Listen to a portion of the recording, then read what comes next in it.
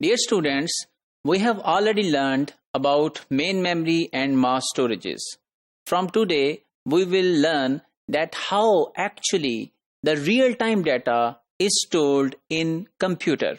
So as we have already discussed in previous modules, that computer can only understand the binary language, that is the language of zeros and one.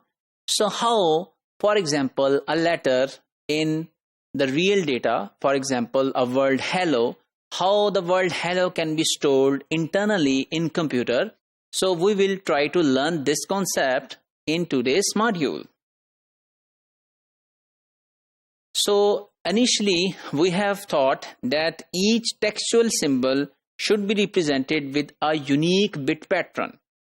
So we have number of zeros and ones. So for example, we can say that 0110001. So this will be A. I'm just giving an example. So such a unique pattern will be used to represent one symbol, and there would be number of such symbols available in the world, and for each symbol we will design a unique bit pattern that would be normally of 8 bits. So if we want to store virtual university, so we would be stored in 8 bits, I would be stored in 8 bits, and so on. So we have 18 characters in virtual university, including the space in between them. Space is also treated as a character. So we would need 144 bits to store the word virtual university, or you can say we would need 18 bytes to store virtual university internally.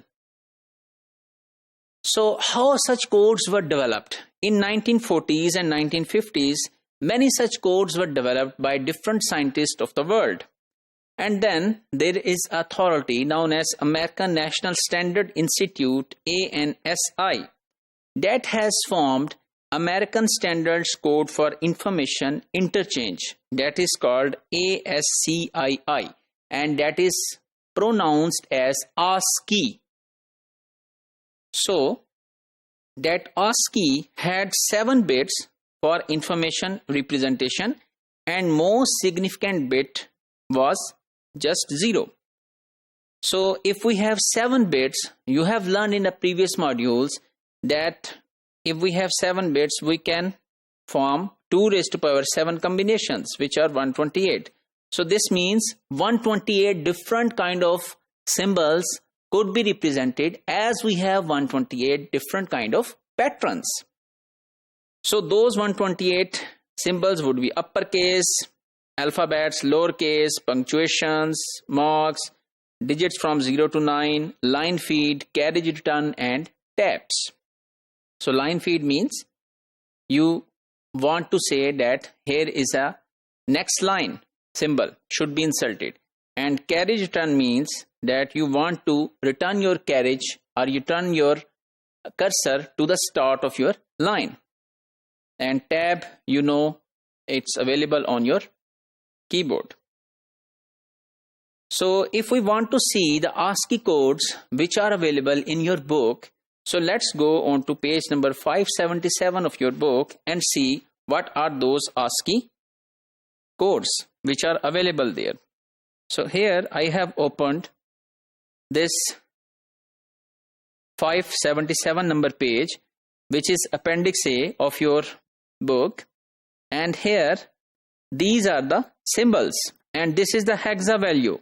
So you already have learned that 4 things are joined together to form one symbol in hexadecimal. So these are 8, so this means that this would be translated to 2 hexadecimal symbols. So we have line feed, carriage return, space. For example, for space you have this symbol, and so on. And you can also translate these symbols into their actual decimal places. So for example, the space will have 32 in the decimal system, and then 0s to 9, then from A to Z, these are the upper cases, and then there are the lower cases. So these are 128 symbols, and for each symbol there is a ASCII value.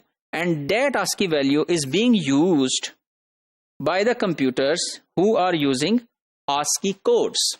So for example, from this appendix A from your book, so you have learned that if we want to store hello full stop, so I have picked the ASCII value of H from your book, and then the ASCII value of E from your book, and then the ASCII value of L, L, O, and point. So actually on backend side, these values will represent hello. So ASCII codes had some limitations as well. So there are not 128 characters in the world. So in the world there are many more characters available.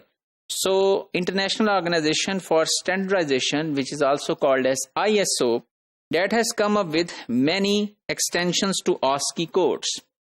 So one to support one Western language and another to support another language, but it has also issues. For example, if we even take 256 letters, so these are still insufficient to donate all language symbols. So actually in the world there are many symbols available, and document having multiple languages could not be read as it should follow a one standard. So as I mentioned that ISO had defined different patterns for different Western symbols. So if one document has multiple patterns, then that document cannot be read. So it should be internationalized. So it was internationalized using unique patterns of 21 bits, and those are called Unicodes. And these are compliant with ASCII. Compliant with ASCII means that all of the symbols which ASCII use, those remained as it is in the Unicodes, and Unicode further defined more symbols. But with the 21, so it has now a large space of 2 raised to power 21 symbols to represent all of the Chinese, Hebrew, Japanese and other languages. So UTF-8 has 24 or 32 bits. So if we only take 24 bits, it can represent 16 million of unique symbols. And file consisting of long symbols encoded with ASCII or Unicode is normally called a text file. So if we summarize today's module, that we have learned that how text is actually represented within the computer using binary, and what are ASCII and Unicodes and how they have made our life easier to store data on the computer.